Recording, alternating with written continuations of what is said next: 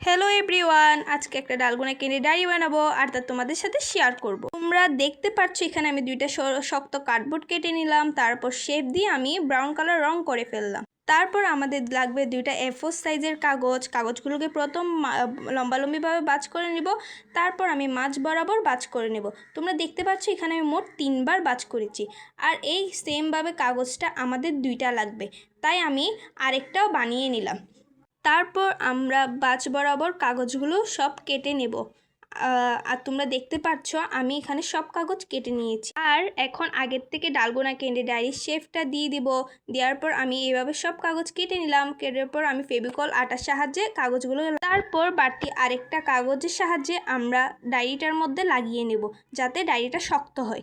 আমাদের এখন লাগবে একটা ব্রাউন কাগজ। তো কাগজটার উপর আমি ডালগোনা ক্যান্ডি ডায়েরি শেপ কেটে রাখা দুটোটা কার্ডবোর্ড লাগিয়ে নিচ্ছি। তারপর ব্রাউন কাগজের মাঝ বরাবর ফেভিকল আটার সাহায্যে আমরা আগের থেকে বানিয়ে রাখা খাতাটা লাগিয়ে নেব। আর তোমরা তো দেখতে পাচ্ছ আমাদের ডালগোনা ক্যান্ডি ডায়েরি রেডি হয়ে গেল।